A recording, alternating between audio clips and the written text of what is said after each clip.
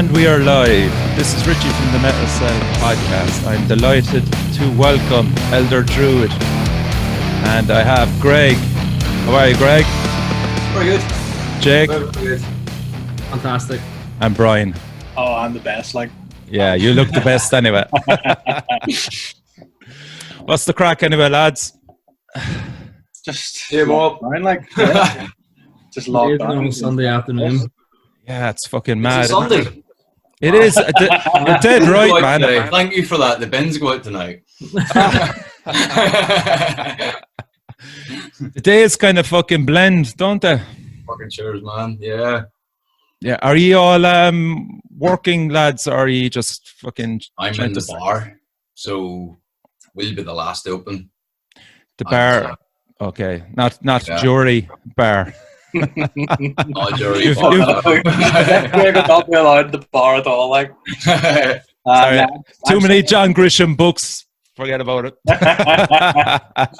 No, but I'm still in work and Jack's still in work, like, so we have the ability to work from home, thankfully. So we're still keeping busy enough, like. Yeah. Yeah, it's a weird situation to be involved in. I know, yeah. What about you, Jack? You're in tonight, yeah? It's been pretty much the same kind of thing for me because I've always been working from home for the last couple of years, so it's not much different. It's just a bit annoying that everybody else is having to do the same thing, like especially bars. Like you can't work from home, you can't pull pints in your living room and hand them out to people and get paid for it. So That would be great. that would be great. I That'd miss be it nice. so much. Yeah.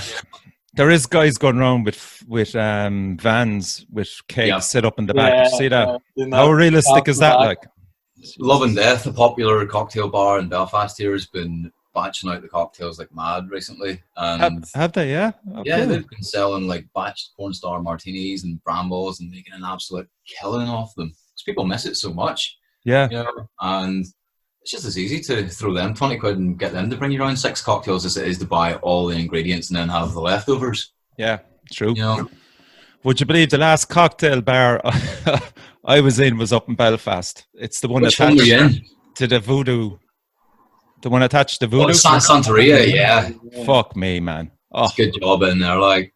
Jesus Christ. We were delighted, man. Delighted. Yeah. We were in between bands. We were knocking them back. Like, Yeah. Like metal and cocktails, what's some better combination? Could you Well, ask for? it's fucking amazing because I've actually started like drinking like Manhattans and Sazeracs on stage whenever I'm Oh, playing. suits you, sir. Oh, it's My fucking God. class. I'm standing with my little 5-ounce cup feeling like a fucking G just because they have like all the nice glassware and stuff. It's fucking brilliant. Doom and cocktails. Who would have thought, huh? Like, Yeah. Greg said he started doing that. Greg's been doing that since day one. He just make them himself in the back and bring them on. Yeah, you were on the whiskey, I think, when I met you that night, the album launch, Greg, were you? Yeah, man. Most Probably nights would've you're probably likely to meet me. I'll be on the whiskey. Yeah. Yeah. Yeah. Same down in Fred's. Yeah. I remember going, do you want a drink, Greg? And you were going, no, I'm grand, man. I goes, no, I'll get you a drink. What do you want? Double whiskey. I'm going, oh, Jesus Christ. You asked, man. You asked. Many others have fallen for that trap as well. Hey, you're the singer. You can get away with it, man. Yeah, well. That was a brilliant weekend up in Belfast, lads. Me and Helen had such a fucking great time. What a brilliant city you have up there. It is good, man. Wow, It's even a good the way, bars, the whole nightlife, even the grub and everything. It was just fucking For me, a terrific, man. downfall would be the 1 o'clock cap. If we could just, Yes. if Shit, we could get yeah. that, if we could get that obliterated, then holy shit, this place would be fantastic. You know, but yeah, I feel sorry for guys coming all the way up and then being told at 1 o'clock, right, finish your drink, out now. That's it, folks. Luckily enough, somebody tipped us off. Is there a bar called Kelly's? Yeah. Yeah. Did you get a wee log in? Yeah, we were in there and somebody said to us, they were just asking where we were from, and I said Cork, and they were going, well, you want to drink. There was a rugby match on the same weekend, actually. That's what it was. And they just said you'd want to get in and order there because they're shutting up at 1. I was there. Nah, hardly. And they were going, 1 o'clock. I was there. Fuck, panic straight away. Yeah, I felt bad for Golgotha that night because they were on stage about. Oh no, sorry, that wasn't the album launch. It was Cripple Riff back in December, and they only arrived, drove from. They're all from Cork, right? Yeah. They arrived about 10 o'clock, went on stage about 10:30, and then the whole thing was over at 1. So imagine doing the distance from Cork to arrive at 10:30, play, maybe see 2-3 more bands, and then have to split. They headed home today, yeah? Yeah, they did. I didn't stay up that night. Those lads they're terrific, Did you get a chance to talk to them or meet them? Yeah, we chatted to him. We played with him before in February. I think that was the first time we played with him. Yeah. Okay. And it was Daniel who kind of fills in for us sometimes and is now an honorary member of the band. True. He turned us on to Golgotha just before that gig in Dublin. He was seriously, it's one of the best bands I've ever seen. And he was right. The wee man Kane, at the end of the set, threw his bass into the crowd. Did he? The most legitimately cool thing I've ever seen. Whenever I heard Daniel say, "Oh, they're one of the best bands I've ever heard or seen," and they're not even 18 yet, you can't scoff at them, and then it's fucking right. You know? I don't see them, and you want to quit immediately. You're I don't want to play anything anymore. Brien, especially you on drums. What you think of Jack as a drummer? Oh, he's ridiculously talented. Ridiculously talented. I said, I'm watching him, just being I've been playing nearly longer than you've been alive, and I am half that level. It's absolutely terrifying. Yeah, the kid's so ridiculously good. I think they have so many different influences, and anytime I meet him or anytime you see him on Facebook and stuff, they've new material, and it's just, I'd say they've probably, at a guess, probably 120 songs just stacked. Yeah. Jesus. And just that's nuts. Can't get them out, that kind of way.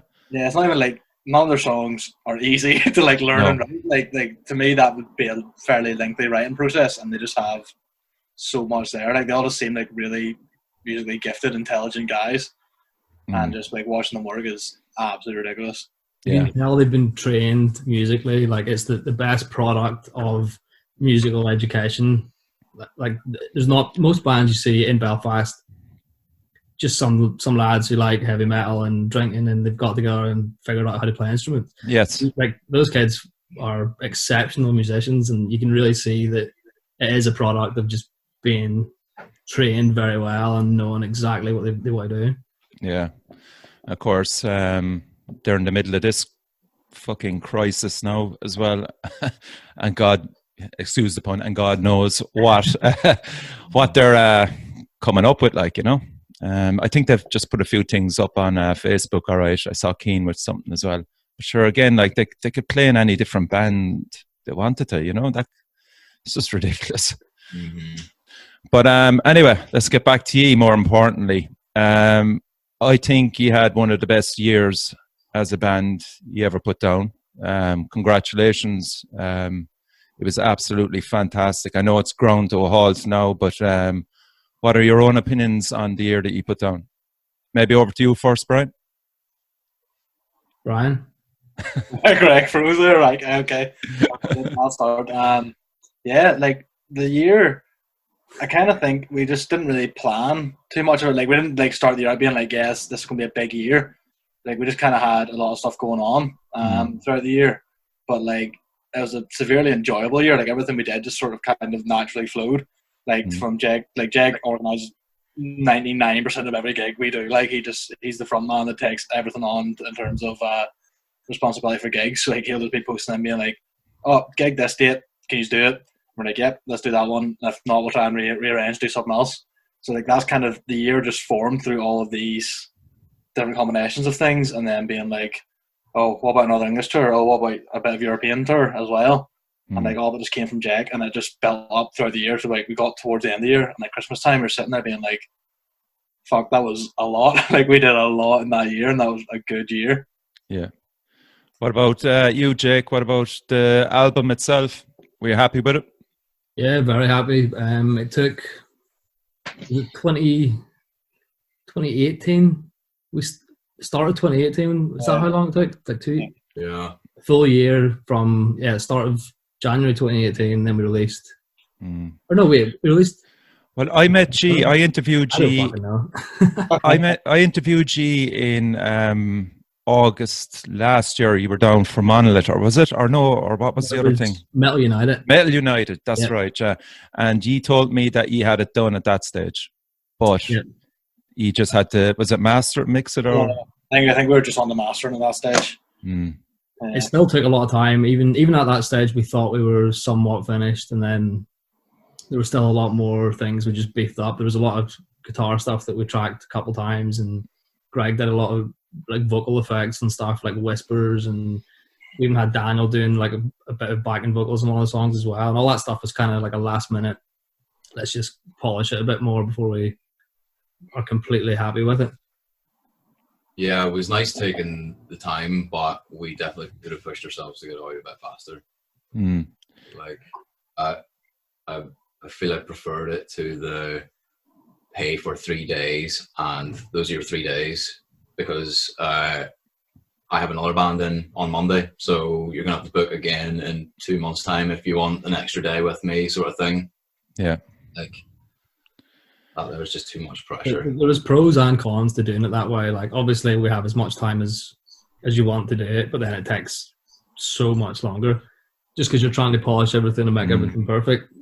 And how did kind of Dale step forward? Did he do any of your earlier stuff? You did 1 or 2 demos and a few live stuff as well, wasn't it? Yeah, there was live stuff. There was the attic sessions and the live yes, sessions. that's what I was trying to think of. Yeah, but It was was just- Dale involved in those? No, not at all. Like, Dale's always had a really keen eye for that kind of thing, but hadn't really tried it out with any other stuff. Mainly because Golgotha was like his first project with it, wasn't it? It was, I think it was. Like, he'd done some stuff with like Octopus, like his other band.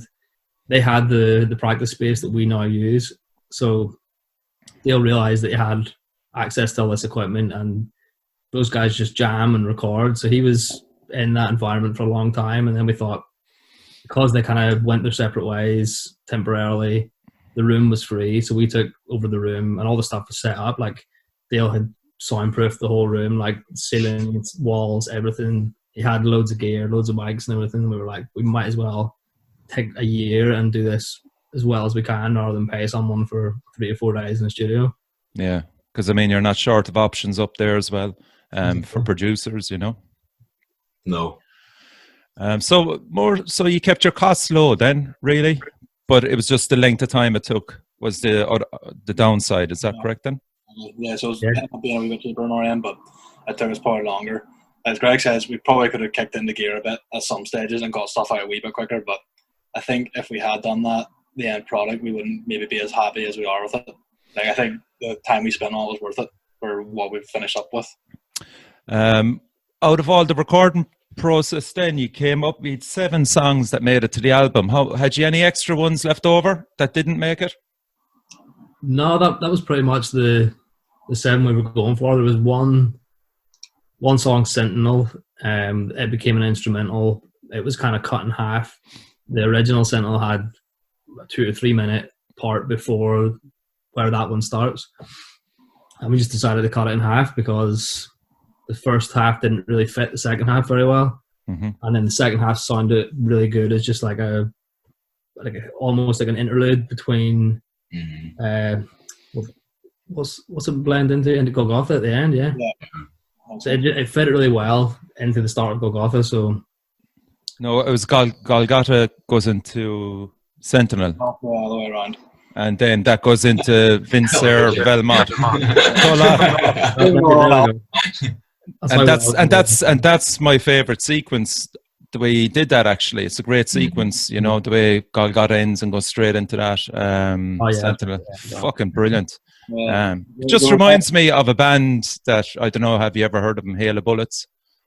They're Dutch death metal band, but that Sentinel, I just went, holy fuck. Yeah. That's exactly like sounds something. mad. Like we use it now a lot when we're opening sets. So like Greg always likes to, bring a drink on stage with him. So he'll go and get that sorted, and we'll just kick in, and he gets him as we leisurely entrance, and then we usually go from it into Golgotha, so we blend it live the other way around. That's right. Yeah, I remember you did that in Belfast. Remember that, Greg? Those days when you used to play live. Oh man, don't do that to me. It hurts so much. It hurts so much. Just even talking about how great of a year we've had. Like, I didn't want the momentum to stop, but it really, really has. And it's gonna be a long time before we're able to like do chock-a-block gigs every month. 2 gigs a month. I think that's gonna be. Because 2020 seemed like 2019 was building all this momentum, and 2020 was going to be it was kind of push it on through. And like I was looking at the cover photo we had in the band page of all the list of gigs, and there was 12 gigs cancelled over the last few months and the few months to come. Yeah, you missed out. You missed out there, and obviously the Metal to the Masses, you were cruising on that. But 2 standout ones for me were the Zahora and Iron Altar one, and the Siege as well. Those 2 ones were big ones. Definitely. Fucking hell. Siege sucked. I think it was Stone Jesus. It was maybe the one that stung the most. That definitely stung the most. That took me so fucking long to try and sort that all out. Like Stone Jesus was one of the very first bands I got into when I started listening to this kind of music, and even getting to see them was like a massive fucking thing for me. Like I saw them in Antwerp in Belgium, and it was mind blowing just being in the same room as that band, and then finally getting through to them. And like they'd never played Ireland at all. I spent months trying to sort out this fucking tour, and had them headlining Cripple Riff and everything. And oh yeah, that's right. That all had to come to an end. When was that scheduled for, Jake? Was that June? Yeah, end of June, I think it was. I can't even remember the date now, but yeah, it was just so fucking disheartening having putting that much effort in and then just having to pull the plug on it. And it wasn't even something that could be rescheduled a couple of months later. Gigs were being rescheduled for later in the year, but these guys are from Ukraine and they're trying to work. Yeah, of course. They're into a UK tour, so it's going to be at least a year before they can think about doing something like that again. Yeah. So come here. I just want to talk to you as well. Give me some highlights. You went off on a tour to Europe, and were you not in Berlin, Jake, on holidays as well? Were you? Yeah, Greg was there as well. Yeah, were you there as well? Yeah. Yeah, it was fantastic. Yeah, talk to me about that. I actually me and my girlfriend were meant to be going this Friday again to Berlin. And the flights cancelled, can't go. We were meant to be going this Friday. Shit. Some city, isn't it? Broken, man. Like, that'll be the 4th time in 6 months I would have been gone, Jesus. So... Yeah. What was the reception like? But you played in, was it a small enough venue? The venue was unbelievable. It was this place called Toast Hawaii, which was kind of like a... Sounds great. Underground kind of weird, like carnival, lazy carnival style theme, weird, like macabre, like sort of like old, sort of like nearly like Goosebumps, sort of like a carnival, sort of. It was like loads of weird things, but then big, like smoking rooms that were fully tiled and with like blue lights shining in it. It was just so bizarre. And the other smoking room was this dark, dingy thing with like a dentist's chair in it with a little ashtray built into the dentist's chair. It was fantastic. There were smoking rooms that weren't actually smoking rooms because you could smoke anywhere in the venue anyway. So these bizarre rooms that were covered in red light and dentist chairs could have been used for the whole thing. And who were the support bands, or what bands were you playing with for those gigs? Were they all different bands, or? Yeah, they were all different. The first show was in Ghent in Belgium. Yeah. It was a band called Welcome to Holy Land. Right. They were fucking really, really good. So heavy. We basically organised that gig directly through the venue, Kinky Star. And initially, like they usually just have one band playing. Electric Octopus had played there before, so Dale kind of knew the sound guy and everything. And it's different for them because they can go up and play for an hour and a half and jam out, and it's the kind of band that you can play by yourself all night. But we weren't going to go out and play for an hour and a half on the first night of the tour, so we needed a support. And those guys just looked out for a doom band in the region and got those guys on board. Cool. It was different every night. We played with Witch Ritual in Berlin. Dresden was Morbus Kinski and Swan Valley Heights. Okay. Where did we go next? Katowice in Poland. It was kind of like a small fest. Fellowship of the Riff, or is it? Yeah, Fellowship of the Riff. Yeah. The guys in Poland and Czech Republic, they were like a promotions company called Galactic Smokehouse. And they're kind of based between Czech Republic and Poland, so they organised both shows. And the main guy in Hermopolis, who was the band that played in Poland, he also played in the band called Halt of Endless Toil in Czech Republic. So those guys were so great. Like, I just met them randomly. They booked 2 shows in 2 different countries, gave us a place to stay, food, beer, money. Like, everything just worked out really, really well for it. Richard, let me tell you something. One of the coolest things, your guy Adam he was the Galactic Smokehouse guy that we stayed with, wasn't it? Wasn't he? He did one of the coolest things ever. So we did like a raffle for like one of our CDs or something. But what he had done is he had actually like gotten some of my lyrics and put them on the wristbands. No way. And so what he did was to like call the winner, he read out like a portion of like a lyrics. So what was the finale lyric? I think they had like a little wax seal on them or something. There was a little wax stamp on them as well. So they were, it was incredible, man. He took a song and took a line from each like verse of the song, and that was all the wristband. So at the end of the night, they said one of Gregg's lyrics. That person came forward and they won like a few CDs and a T-shirt and that kind of thing. I've never heard of that before. That's incredible. Man, Jake came running up to me and said, "Wait till you hear this." I couldn't believe it. Like, it's just one of the coolest, most fucking. That is some effort. Ever. Like, so sick. Yeah. Did you? Yeah. I wonder. That'd be a nice momentum. Did you get one of the wristbands at all? No.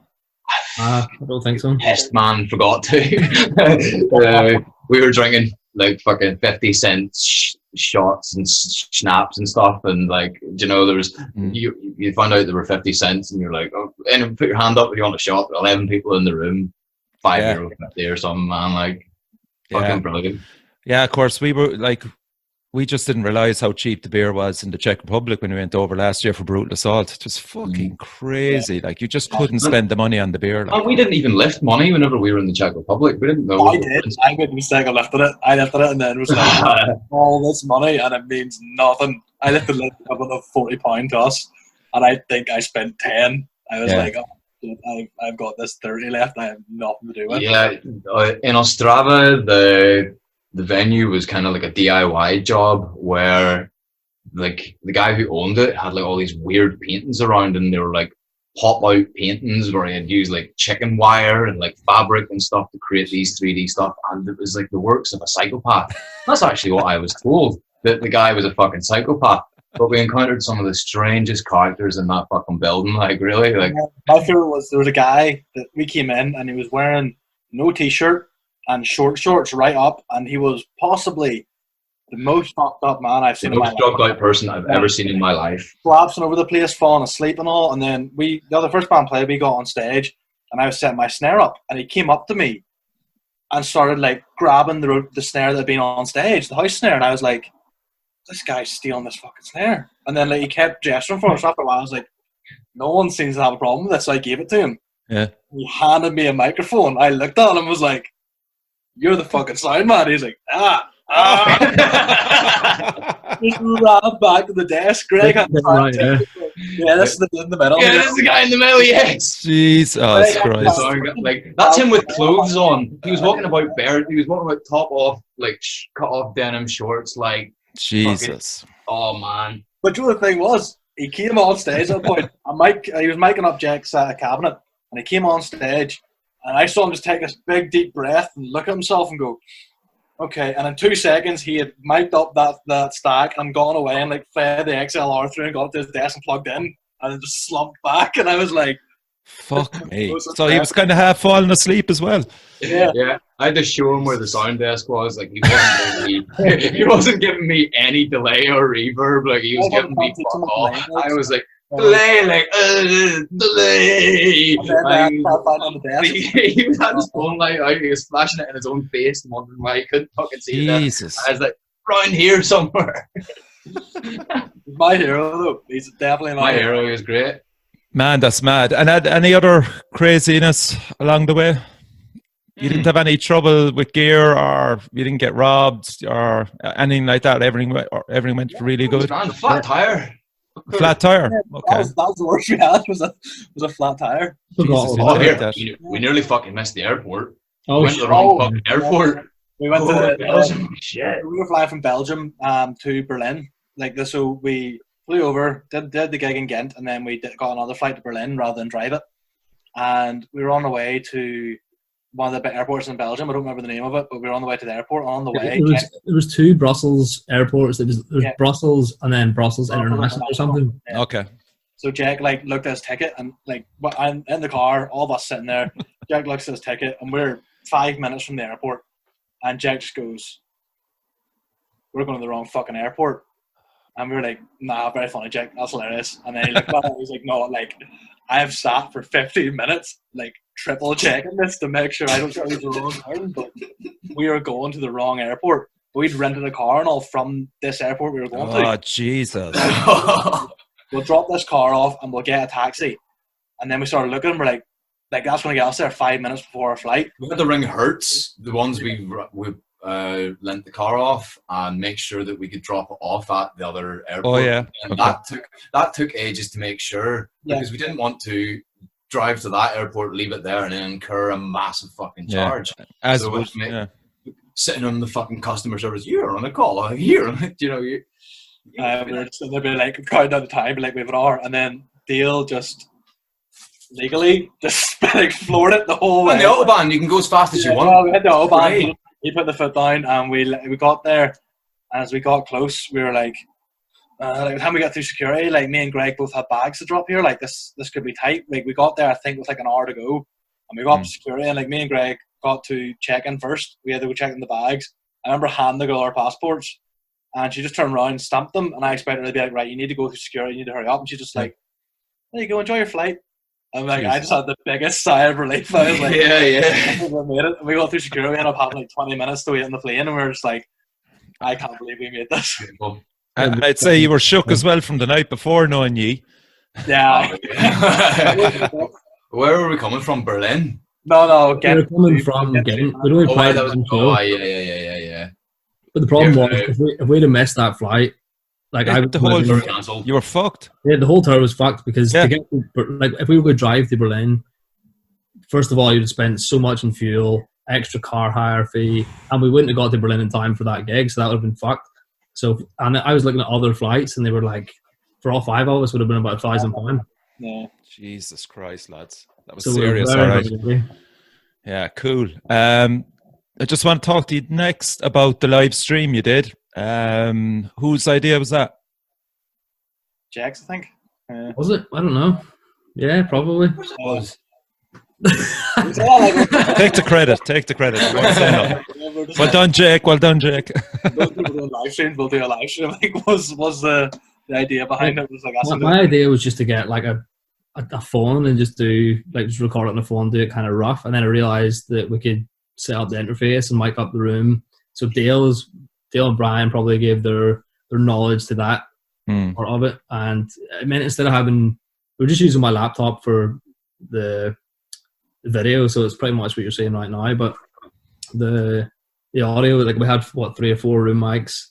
Yeah, because we'd seen some other bands doing the same kind of thing and just setting a phone up, and it sounded so muddy and you couldn't really hear vocals and stuff. yeah. But having everything mic'd up made a hell of a difference. We didn't really know at the time, but even listening back, it's better than we thought it was going to sound. Yeah, because I noticed, I was watching it live as well, and I noticed you were kind of worried. You could see kind of repeatedly coming up to I thought it was an actual phone as well. I didn't realize it was your laptop, but I could see kind of constantly looking at the screen but like even the feedback through all of us watching anyway, it kind of reassured you that the sound was good, wasn't it? Yeah, it was great to have people like instantly telling us something has to go up or down, like, because we obviously had no idea. There was no way of knowing from our side. Yeah. Yeah, I think we'd done a slight test where like we'd set up in the room and like I went outside with my phone, like done a dummy live stream and just tried to get some sort of sound. Okay. Like, this is obviously not going to be like an accurate representation of what's going to happen in here. Yeah, it's amazing how much you have to adapt now these days. I mean, you never would have thought of that before. No, like even like when we did it, we were like, that was actually a good bit of fun. Like we could make that a semi-regular thing. Like even like for this lockdown for a few weeks and stuff, and then the full lockdown happened, and now we're like we can't even see each other. Like we can't do anything at the minute. Yeah. Yeah, I mean, it got a great reception. I think there was around 6,000-7,000 watched it in the end, which was incredible, like, lads. Yeah, it definitely was. Like, I didn't expect that many people to watch, and then I kind of forgot that we could also share it later as like part of me thought that, oh, we'll do it live and you can only watch it during this, so only so many people see it, and then I forgot, oh, it's there, like we can just share it later and watch it whenever. So it was good to be able to share it even like a week or two later, like anybody who missed it, here's the full video. Yeah, that's class. Someone beep there. I have my window open. I'm right beside a big shop. Let's talk about your videos. You did 3, was it, in the end so far? Yeah. Can you remember? The last one was Sleeping Giant, was it? Yeah, that was. It's basically this guy from Italy, I believe. He's called Griffiths Visuals, and he just uses like old. Sorry, guys. Dale's at the door. 2 wee seconds. Excuse me. Okay. He beeped. Jesus. Go on, Jake. Not a good deal. Yeah, so this guy just takes old kind of stock footage from like Italian horror movies and stuff, and has this kind of weird mirror effect. And he did fan videos for a long time. So initially, I think the first video he did for us was Rogue Mystic a couple of years ago. That's right, yeah. I just sent it to him and said, look, here's our music. If you have anything that could kind of fit into this, let us know. And I was approaching him like we were going to pay him to do this video. And within a couple of days, he sent it back and was like, oh no, like free of charge. I just do this for fun. So he's made 3 of them for us now. And the other one was Blue Dream, Black Death. Yeah. So it's great to just have someone like that who is more than happy just kind of giving it a bash. And I suppose because he's not actually creating the footage or anything himself, he's literally just using like stock footage from old horror movies and stuff. Yeah. It's probably not entirely above board, but I was wondering that like when I was watching it, because you know, probably for kind of promotion wise as well, I would have kind of flirted around with looking at stock footage, you know, just to kind of promote maybe something like The Gathering now, for example. I was looking at stock footage for that, thinking well, it'd be cool, but like it's a fucking treacherous world out there for copyrights, you know. You really don't know. Like, I'm surprised there was no strikes on YouTube or anything for those videos. Like the video for Sentinel that I made, that's brilliant as well. Yeah, you did that actually. Yeah, fair. Yeah, it was all just like stock footage of war, because like we didn't really have, most of the songs all of the songs we write, Greg has a story behind it, or there's some kind of like visual imagery to go with it. Whereas Sentinel we didn't have a theme. And because we used the theremin at the end and it kind of sounded like a myriad siren, we thought, well, okay, we'll just war can be the theme for this. Yeah. So it's pretty easy to find some stock footage that was completely free to use of old World War II footage and stuff. On Vimeo, is it? That's my usual go-to. There was one website that I found that just had reams and reams of stock footage. That Vimeo seems really good, but like you have to subscribe for the year to get access to most of it, and it's quite expensive. Is it? Okay. Yeah, like I think you pay for actual clips as well. Like I think you pay for, you can, like it can be up to $19.99 for like a clip of like an HD 4K clip, you know, to make it look really good. So you could end up spending maybe, to compile your own clip, £300. Yeah, fuck it. With Okay. like, but you put obviously a couple of band shots in with it as well. But I'm sure with like everything on that access, like you could get a really cool video sort of. Yeah, like for Sentinel, Jake, how long did that take overall? Like, was it just what were you using actually? Was it Just iMovie, like iMovie? Okay. The only thing I can use quite proficiently because it's so fucking simple. And for something like that, the only thing I had to do was like work with the levels because like some footage was a bit grainier than other footage, so everything was black and white for like uniformity, and then some of them I just had to kind of tinker with the contrast and stuff. But I think it was like a very long morning. I woke up with the idea and it was done by about 2 p.m. Yeah. And the reaction Golgotha got was incredible. That was well worth. I presume you did have to spend money on that. Nope. Yeah, so that was a prize for Metal to the Masses last year. Last year in the final. We Fuck me, lads. Yeah, brilliant. From Exposing Shadows from Kerry. That's from Kerry, yeah, I partly guessed. She's a talented girl. Very talented. Like that was the majority of that was shot over a day, wasn't it? In the forest. There's a whole thing. Yeah, pretty much the whole thing. Yeah, the whole thing was finished in a weekend. The whole thing was done Friday, and it was back to us on Monday. Yeah, like, Something like that, wasn't it? Yeah, because we had like rough storyboards of what we wanted to do. The initial idea was to literally create a giant inverted cross and cover it in black and just set the whole thing in fire and play in front of this burning inverted cross. That turned out to be logistically a nightmare. Stupid. Like it was never going to happen.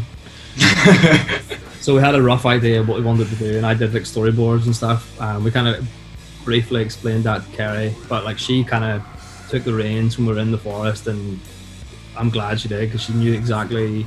But she did. She's for those that don't know, Kerry is Andy Clark's better half.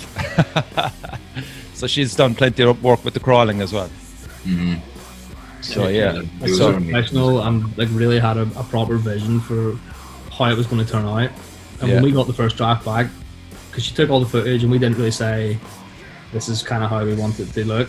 She just sent the first draft back, and we were like, "Fucking hell, that is exactly what we're after."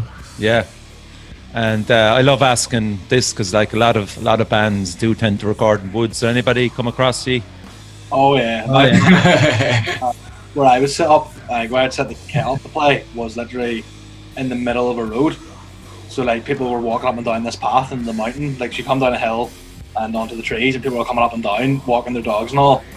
I was just sitting there playing drums, but obviously like the paths up the way and to the right were just like expansive. There was just like a big line path, so the drums just carried the whole way up.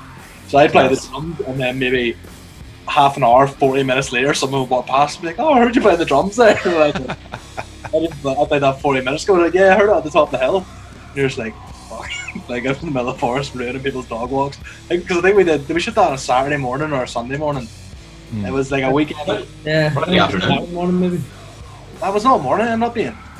It was like a Saturday morning, I think we did it. So like people out for these lovely walks and all, families out walking their dogs, and we're just in the middle of the forest, people dressed up, bashing drums and getting on. There was one jogger guy who kind of like, I think he ran past, and then on his way back, did he not stop and say like, "What the fuck are you doing?" Or something? Let me stop. They came up to me like over the drums because I stayed with the drums when they went in the forest and shit, and they just like, "What the fuck's going on? Like, what are you doing?" And we're like, "Oh, I shot a music video," and he's like, "What kind of music?" And I was like, "Oh, it's metal." Yes. And he just looked at me. All right, and just like we wanted to get away as fast as possible. And well, you were in the robes as well, Greg, weren't you? Was it Patricia and April? Yeah. Yeah, shout out to the girls. Yeah, go on. Yeah, so that was pretty funny. But I think the dodgiest thing was having the smoke bombs. Like Dale got these like Smoke bombs off Wish, and they worked fantastically. Like, really? They arrived that morning. Like he ordered them like 3 or 4 weeks before this, and they arrived the morning of the video. Jesus. They're kind of fine, but they were like, it was kind of like a block of stuff that you just snapped off. Yeah, it was like a firelighter or something. There was this wee grey block, but you kind of lit the corner of it, and it just so much smoke come off it. Fucking hell! How that got through customs these days is a miracle. I couldn't even order a fucking laptop battery to Northern Ireland. Yeah, you don't. You can't get stuff like that. Yeah. But if you're in Wish, We're fine. there's another one as well that's seriously dodgy. It's in China, Bango or something like that. Again, the stuff you can get at it is just There's too many of them now. you know, and they seem to make it to the houses, like. But if you get it in Europe, you haven't a clue. Yeah. Well, I've actually seen some really dodgy as well. So I've had a few glances through Wish, and I kind of know the tat that's on it.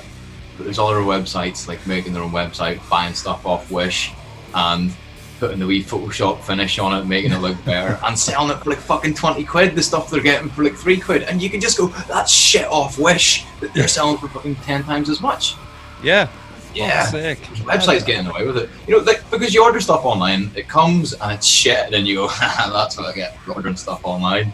And you laugh at yourself. You don't blame them. You blame yourself. Jesus. I liked as well, you only gave 3 bits of trivia about the album.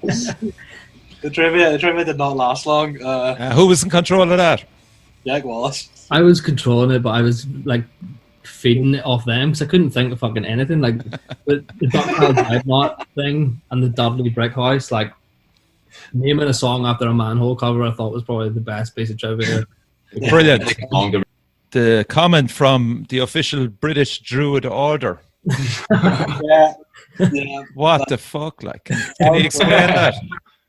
So I thought it was like just some guys, because on YouTube you can obviously change your name to whatever, and it said like the official Druid Order of Britain or something.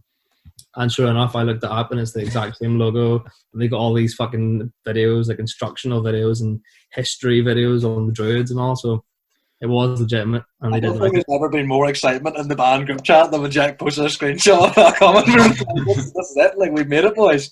We're not going any bigger than this. You got the secret handshakes now and everything. That's it. They've all been inducted. I'm going to give a shout out to Danielle, who does the Metal Cell forums. Massive fan. I just saw as well another trivia with Pagan, Dawn of Anubis. Mm-hmm. Yes, That was an ode to one of her favourite bands, Acid Bat. it is indeed. Another one as well that I actually thought about in the shower as well. Before Acid Bath was called Acid Bath, they were called Golgotha. They were not. They were indeed. Yeah, I didn't know that either. Me. So I believe. So I'm led to believe anyway. Man, From what I've read. ever decreasing circles. Look what I'm wearing. Yeah, so, as well. Oh, Yeah. Shout out to Shane there. If you haven't heard, I gave that. Or you checked them out, Jake. It's Yeah, Darkwave. I showed Greg as well and Dale. And they Oh, both- it's fucking class. Yeah, he's awesome. Yeah, this guy doing it on his own. The only reason probably a lot of people would get driven, we'll say, towards his site was that Kelvin has done 2 amazing bits of art for his one for his EP and the second one for his latest release as well. Yeah. Brilliant stuff. So I mean, it's unusual Darkwave, but it's kind of relevant, you know. Yeah, I thought it was really interesting how you were able to push that through Metal Cell. Like there's no boundaries to, like, I would class Darkwave in among all metal genres for sure. Like it's this exact same kind of dark imagery. It's the same kind of people who like it. Like I know loads of people who are into metal who are also into that kind of music as well. Yeah, it's weird. Carpenter Brute, I suppose, did a lot for it, and a few other bands. But yeah, I think the style, the thought process, everything that goes into it, it is a distant cousin, I suppose. Yeah. I love the track names on the album. I couldn't recall any off the top of my head, but I love them. I thought they were great. Yeah, like I have this here. We might as well talk about this. Oh yeah. Oh, Look at that beauty. Oh, beautiful boy. Actually ties back into another story you were saying about ordering things off Wish earlier. And we were saying about never complaining, like returning things from the internet. Jack had a nightmare with these order things. Oh fuck. he had ordered a thing of record sleeves, put them in for postage, and arrived all excited with Jack on Christmas morning. Goes to open the box, it's like a box of fucking Lego. A box of Lego. There you go. He opened it thinking, "Oh, maybe I'll have the record sleeves inside this random box." Like 3+, like a wee toy tractor made of Lego. But they was like, "How the fuck am we going to post vinyl right now?" This was like a week before the vinyl actually arrived, and it was supposed to be 50 record mailers, like 12-inch sleeves, and this fucking, like, I ordered quite a lot of stuff at that time. The lockdown was like in full swing. I ordered some hand sanitizer from like some random site. So this box arrived, and I don't know, it opened it up and there was a small box of Lego. It was like a dump truck, build your own dump truck Lego set. So I assumed that someone had put the hand sanitizer or something else I'd ordered into this box. So I opened it up and nope, it was fucking Lego. So I contacted the seller. Oh my God. They replied saying, "Oh, so that's where it went." What the fuck? The actual company was called like Vinyl Packaging or something on eBay. Like that's pretty much what they were supposed to sell. Okay. Long story short, I appealed it because they started getting really ratty with me because I actually opened the box. And eBay concluded that I was in the wrong and we didn't get our money for it. What? Yeah. So we lost the money on those fucking things, and I sent Jesus. the Lego back at my own expense as well. Did you? Fucking unbelievable. Like felt it first. It all built up and then posted it back. I was like, "There you go, fuck you can't build your Lego now." Oh, that's classic. Jesus Christ. The album itself, the vinyl, you got it done from a crowd in the UK. Was it somewhere in Wickham? Is it what's the name? Wickham, yeah. It was this company called Juplion, that's right, yeah. I basically had no idea where to go and searched about 20 or 30 websites and just literally made a list of who could do 250 copies for the cheapest price that seemed kind of decent. And these guys were the cheapest by around £200 or £300. Jesus, so okay. Initially, I was kind of worried. I was like, why the fuck is it so much cheaper? But they had loads of testimonials and stuff on the website that all seemed pretty legit. And even all the template pages and stuff to put the artwork onto, it was all very legitimate. And I was like holding on to hope that it was going to be fine. And as soon as we got the test pressings, then I knew, okay, this is legit. We haven't just wasted all this money. So they arrived, and then it took quite a while. They estimated it would be 2 months. We ordered at the end of February, or was it the start of February? I think it was maybe the start of February. They arrived around the first week of April or something. So it wasn't too bad, but they did a fucking great job. They packaged them all really well. Sounds great, looks great. So we're really happy with it. Yeah, I'd imagine someone was saying, I think it was Mick Carey from Zella Cults. They went to some crowd in, was it fucking Eastern European crowd, and they had a backlog of like something like 6-7 months of bands waiting for vinyl. So I just thought it was interesting that you went with a UK company, you know? Yeah, like I honestly, I'd asked a lot of people. There were some people on my friends list in England that were kind of friends with people in vinyl pressing plants, and even getting like a friend's rate from some of them was still more expensive than these guys. So it was quite a big risk because I didn't know anybody who'd used them before, but now I would highly recommend them. They were a very good price compared to nearly 25, 30 other places that I checked. Yeah. And of course, they're all for sale now on your Bandcamp page. What price are they now? What price are they, lads, again? 15 quid. 15 quid, yeah. Yep. Well worth it. It's a bummer, obviously. You were hoping to shift a shitload through touring as well. Nothing to do about that. Yeah. Were you able to move a few around the country anyway? Or is that... before all that shit kicked off, like we had the pre-orders up from late January, I think it was. Probably the last week of January. So there was a lot of people that pre-ordered before. So as soon as they arrived, we had quite a few to ship out. Yeah. And even that was complicated as well then, I'd imagine, with the lockdown, was it? It was, only in the sense that at the time we weren't supposed to even go to the post office. That wasn't considered essential. Yeah. So like in terms of actually posting the stuff, there was plenty of stuff we sent that arrived 2 or 3 days later and was completely fine. I don't think there's been anything that's got lost or delayed or anything so far. But yeah, like the only downside is not being able to sell them at shows. Yeah. But in terms of the internet, like, And then also the nightmare you had trying to get the parcel 30 to Greece.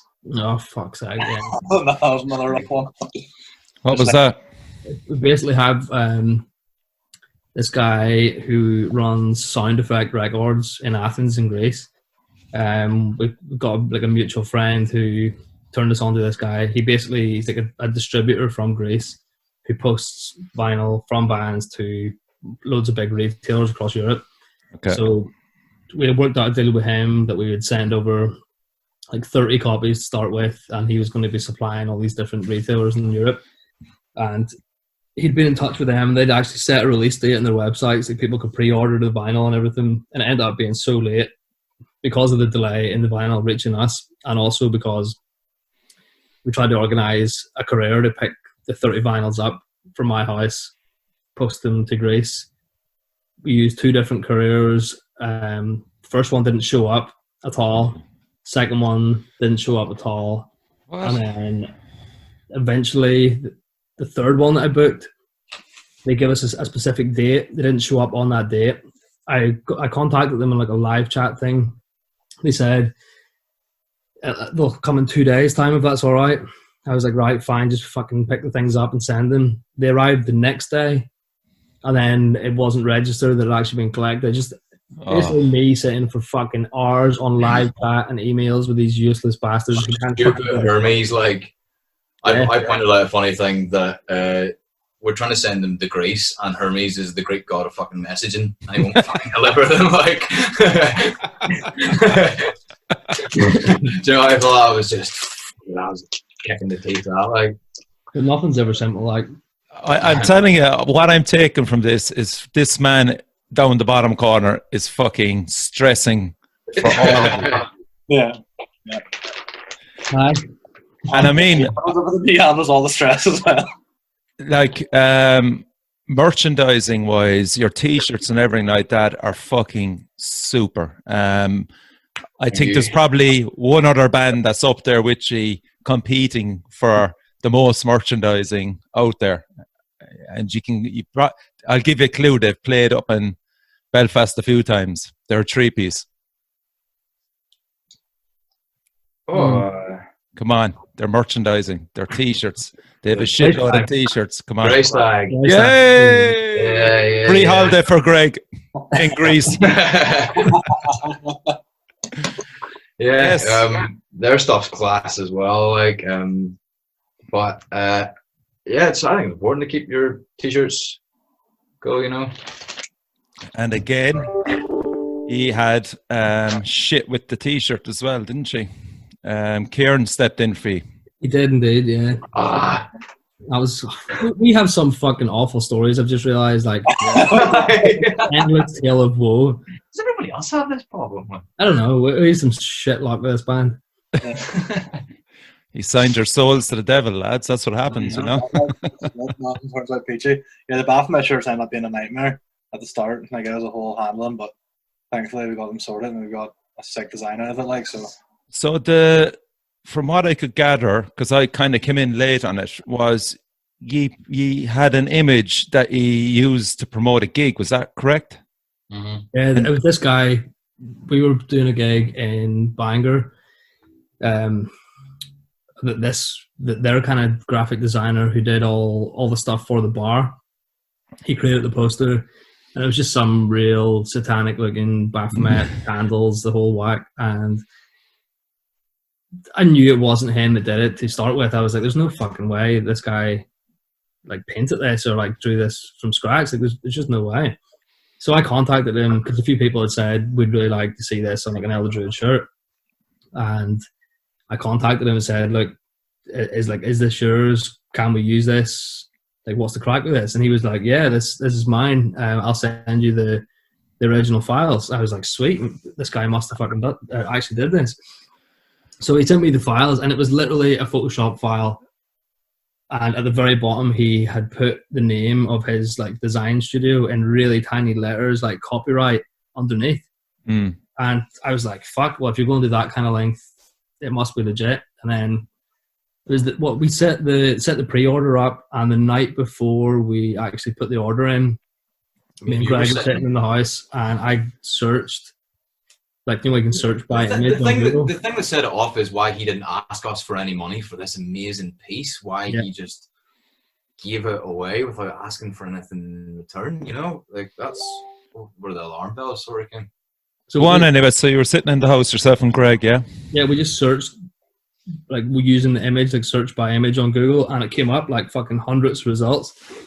And it turned out to be this kind of famous artist from England, and your man had just completely stole it. So we had to cancel the pre-order. Jesus. I got into a big fucking argument with him. He was basically, he tried to say, he designed it. I'm not an illustrator, I'm a designer. I said, what the fuck are you talking about? You put your logo on the bottom of a piece of art that wasn't yours and tried to pretend that it was. Like, that's the long and short of it. And he was trying to argue his point. I blocked him, took the pre-order down. And then a few people got in touch, like Kieran got in touch, Colin from Zora got in touch, and we kind of forgot about it and just kind of refunded the people who'd pre-ordered. And then Kieran messaged 2 or 3 weeks later and had the full design done, and we were like, fucking fair play. So he came through really well, and I actually prefer his, to be honest. It wasn't, it's not too exaggerated like your man's was. Yeah, that's Kieran from Carosa, for those that don't know.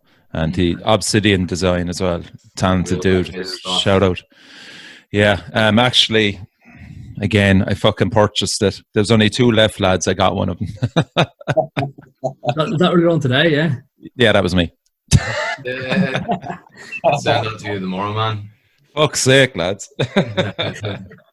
I'll be accused of favoritism now at this stage. But I needed to talk to you because I haven't seen you since you played in Fred's last year. And then, of course, it was a small interview that we did for that World Metal Day anyway, you know? Yeah. So I just wanted basically to acknowledge your fucking hard work. And I know you've had a few setbacks, but I mean, that album surely, to me, is like a fucking... That's where other bands now will have to fucking set their target for, you know? It's that good, you know? I really appreciate that. Really appreciate it. Yep, I really appreciate that. Paul here. That's Dale now kind of going, lads, can I get in on the conversation? Yeah, that's deal. Is it? It's not, is it? Is it possible to get him in? What's going on here? It's his alarm. Sorry, guys. I'm going to mute myself. It's never great to wake up now. He's on these lockdown hours. Yeah, shout out to Dale.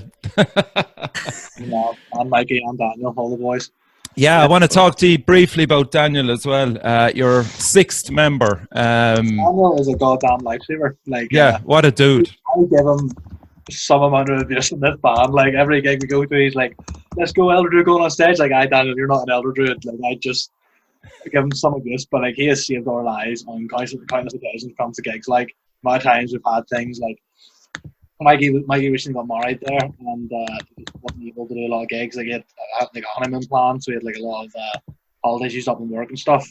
So it's like every gig wasn't a possibility, and we were like, shit, we have a lot of plan. Like, we're gonna have to find something here. And then Daniel had filled in a few times, and then I think last year we ended up doing a lot of Daniel, like a lot of gigs with Daniel. We did a few tours and stuff, and just like, he's like, as much as we talk about God alone over there, Daniel's also a musically really talented dude.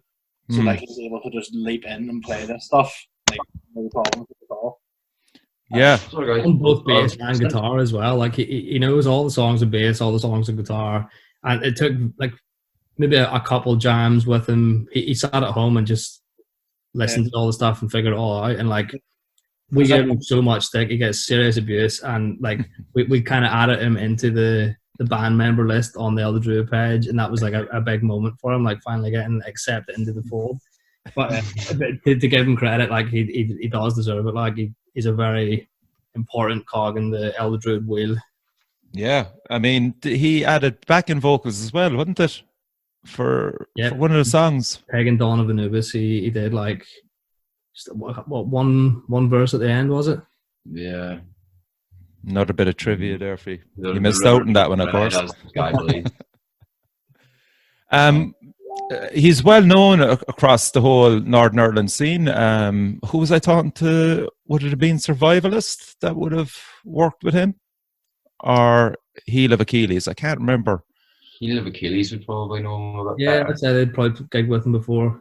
Yeah, it was probably Heel of Achilles. He had a band called Tars, who are still kind of kicking about. Haven't played very many shows recently, but sort of like progressive hardcore. And then he's in a 3-piece punk band called Bellwood, who are doing very well for themselves as well. Yeah, he's a trooper. He's fucking loves music and is very good at it as well. Yeah. It was brilliant. Guitar lessons and stuff as well at the minute. Oh, sorry, that's Dale. Sorry, Dale's trying to get into the chat here. Jesus. So he's tell him he's ruined the interview. Start from scratch. See, there you go, man. There's another thing, Jake. You know, it's just bad luck thing is following you around, man. Fuck's sake, like. You've gone mental on records on vinyl, Jake. What the hell? Did you get a record player lately, and you just? No, like I've had one for a few years, but I moved in a new house with my girlfriend in January and got a really nice sideboard that came with the house, and I realised that the little cupboards are exactly the right size for vinyl. So basically, I've been on a mission to completely fill the cupboard, and it is completely full now. Like, I can't put any more in, so I haven't been buying very much recently. But initially, I just wanted to buy stuff that was kind of a little bit abstract and a little bit different. Like, it's quite a big mix of stuff. It was like records like Dark Side of the Moon or like Zeppelin. I kind of wanted to avoid buying that kind of stuff and try and find all these wee special records. So it started off like that, and then it got kind of out of control once lockdown kicked in there, and I had fuck all to do except sit on eBay and buy stuff. And what about you? What are you listening to at the moment, actually? Greg, have you listened to any of the Irish acts at the moment, or are you just kind of... Yeah, well, I've just been on my walks. I've had my headphones on, a 10-ton slug on there the other day, like just listening to their back catalogue and stuff as well. Zora's Mortals and Liam Hughes from Sister brought out like I don't know, he has like a new project called Mercurial. I was listening to his stuff. If you haven't checked it out, it's pretty cool. I don't think it's on Bandcamp or anything. It's on Bandcamp under a record company's name, but it's pretty cool. And what kind of style of music is that, Greg? It's like it's not what you would expect, but it's got his it's got his vocals. It's completely composed by himself, but it would kind of be like what your guy it does Golgotha is trying to. Okay. I think he's trying. It's like a solo thing. It's cool. Yeah. Yeah, I was listening to the new Dope Smoker album, Jay. I haven't, no. 2020. It's called Demon Tools. Class. Is it still the same as every other thing they've ever played? They've changed it a wee bit, but this band is famous for recycling their old tracks, but like mashing it up and then just putting it in as a new album. So it's like a continuum, but it never ever changes or derives from what it like. Still great. Their description, like basically the first time we came across them, their album cover is just like zoomed in buds, like weed buds, very high quality zoomed in picture, and they're called Dope Smoker, and their description was we're a band from South Wales who likes to smoke dope and surf, and we were just so attracted to that idea. And all the, like, they rip off like Nirvana and Ozzy Osbourne, basically, like vocal wise. There's like little Kurt Cobain nuances, little Ozzy nuances, and then they just have pretty much the same riff in every single song. I have lots of criticism for it, but I fucking love it so much. What about you, Brien? Yeah, well, Greg mentioned Zora. Like, I'm repping the boys. Hey. Savage release. Yeah, I love all their stuff. Like, and it helps that they're just such nice dudes. Shout out to Tom. Actually, I think I saw him push recently. He was maybe getting married, but that's right. Yeah, things got in the way. But yeah, no, like that isn't them. I actually went back recently. We had I think we had a chat. We had Andy with us from Molar Bear. Yeah, I'm actually representing Molerbrat. There you go. Yeah. Hey, I wondered what you were wearing today. Cool. I'll be back, going back and listening to Stork Lord, their release, again recently, just because I love that album. Like, I think it's great. Fantastic. Yeah, 2 years ago it was released today, wasn't it? I seen 80 posts. Was it? Today as well. Yeah. But no, I'll be Jesus. going back and listening to that as well. It's a phenomenal album. Just like something about it really appeals to me. So I've been doing that a lot. And yeah, I've also been listening to 10 Ton Slug again. Like, that's my shower song, Slug Grinder. Excellent. And I'm like, that's it. I'm blasting this water in my face and just living here for a while. Doing the hair to the slug. That's it. Like, I'd be delighted to hear that. Jake, what about you? To be honest, I haven't been listening to very much local stuff. I kind of fell in love with Emma Ruth Rundle recently. Been listening to loads of her stuff. She's 2 albums called Mark for Death and On Dark Horses. And it's just it's kind of like dark folk stuff, really dreamy, hypnotic, reverb-soaked goodness. First time I came across her, she did the skate park party at Roadburn. I wasn't there, but I saw the videos of it. Okay. And it was her and Thou, and they did like a full Misfits set and like covered loads of Misfits songs. Jesus. Really fucking awesome video if you want to check it out. It's on I will. at the skate park at Roadburn, and they're just crowd surfing. And I thought she was kind of, from that video, I thought her music was going to be totally different. But it's like really fucking super dark. Like, she talks about all these real depressing parts of her life, and it's just dark folk. That's the best way to describe it. Yeah. Really, really class stuff. And like, are you thinking about writing any new stuff? Or are you just fucking trying to ride this through? Thinking about it, it's just so difficult trying to, like, our formula for writing any kind of music is guitar riff is taken to the room, jam out, and it goes from there. So it's hard to kind of develop anything without the rest of the band. Like, there's plenty of riffs I've been sitting writing, but it can never be taken to the next stage without everybody actually being there. It's only kind of a concept in my head until we actually flesh it out. Yeah, I haven't been so bad with the writing. Like, it's weird. Some mornings I'll just wake up and I'll go, oh shit, I wrote last night. And the last thing I wrote was like coronavirus lockdown inspired, which I'm sure so many other lyricists or writers are doing at the minute. And I don't want it to be like cheesy and similar. It's full of metaphors and it's actually fucking stinkingly good. I'm really pleased with it. Like, but I don't want it to, like, that will be, I would love to use those lyrics for, or sort of out of lockdown song, but I don't want it to be like, I don't want that to be the heart and crux of it. I want it to be something just filthy and nasty coming out, but like, yeah. Yeah, I mean, can you see, like, for Elder Druid as a band, can he get darker, or are you going to maintain what you have at the moment, or what? Have you any impressions so far? Personally, I think I like the direction of using like Fender Rhodes and synth. The kind of like we kind of experimented a little bit with it on the Carmina Satana album in Blue Dream, Black Death, and Tempest. I think was the 2 songs we had some synth on, and then getting to do Sentinel and having Dale do quite a lot of Fender Rhodes and theremin. I think there's a lot of darker material you can create through the medium of other instruments rather than just. I think we can create a lot more ambience with that sort of stuff. Like, it can be a lot more. Our stuff, a lot of it is like, we're not consciously going down a path of being like, all right, we want to make something a bit darker and a bit more synth infused or whatever, but like when we do stuff, we're just kind of like, we go into the room, as Jack says, and we bash something out, and it just kind of captures whatever that moment is when we do it. We're just like, this song is like that exact moment, and then it becomes a thing from that. So it's not like we'd never sit down and have like a conscious chat being like, oh, let's play something really dark and then we'll get this synth bit in here. It's like always just kind of naturally progresses from what we start with. Yeah. I just wonder, like, kind of, I suppose, where you are at the moment and the reception you got with the album. You know, are you going to stay safe and not change too much with the next? I doubt that. Like, I don't think we don't really like.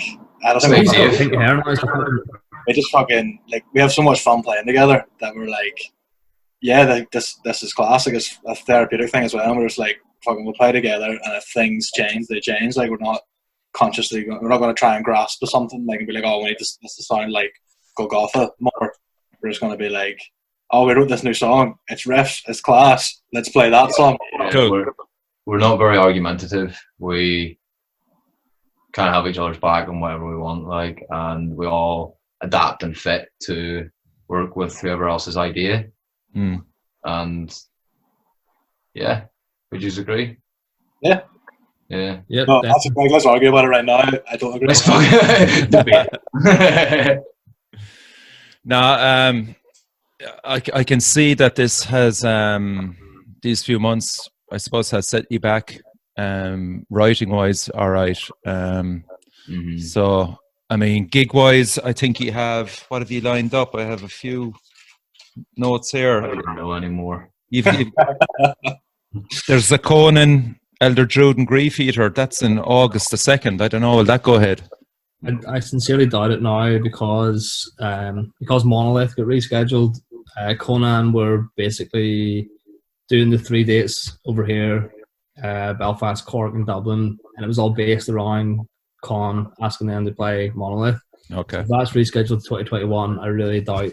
Like Belfast and Dublin hasn't been officially cancelled yet, but I sincerely doubt they'll come over and play Belfast, then have a day off and play Dublin, especially so soon. So honestly, I don't think there'll be anything. Well, at the minute, there's nothing till Iron Mountain probably next year. Like I don't think there's anything else. Well, it depends how quick the lockdown lifts. Yeah, as Evan said as well, like he was correct. Evan from Worn Out, he said like what's going to happen now as soon as this is lifted, there's just going to be an avalanche of bands all trying to. There'll be double bookings and all. He was saying, and he's probably right, you know. Yeah. Yeah, like every band under the sun at the minute is dying to play gigs. Yeah.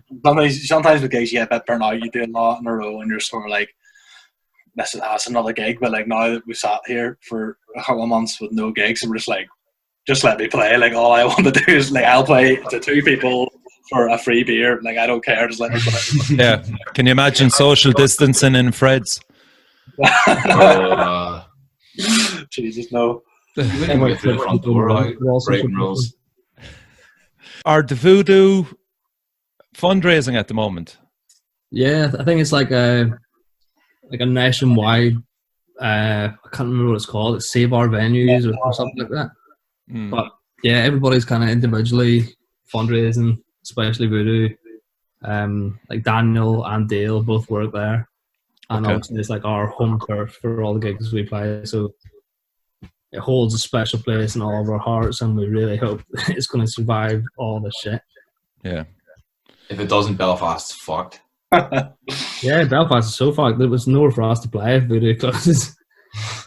And I haven't been to Limelight. Is that another viable option? Not really an option because of the early nights. They have a club night on most Fridays and Saturdays, so you have to be wrapped up by 9 so you can get all the fucking dancers in.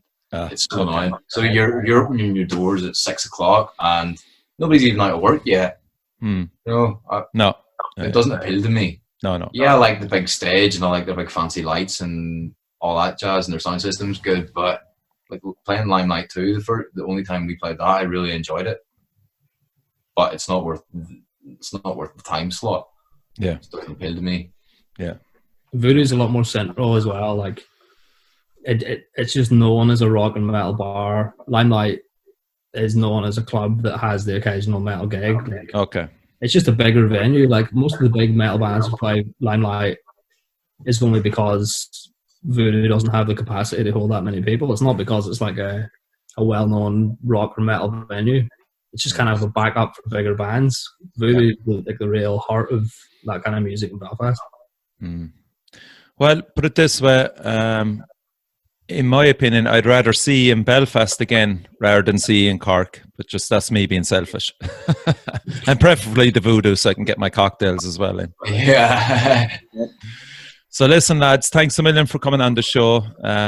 Massive fan, as you all know anyway. And I'm glad to see that you're all safe and well. And hopefully we'll get through this in June, July, and we can hopefully see jamming together again and getting new material out there. Yeah, that's the hope. Amazing, Richie. Thank you very much, Richie. Thank you very much. Okay. We're all a big fan of yourself as well. Okay, lads, you've been listening to Elder Druid, and thanks a million, lads, for coming on the show. Thank you, man. Thank you very much, man. See you.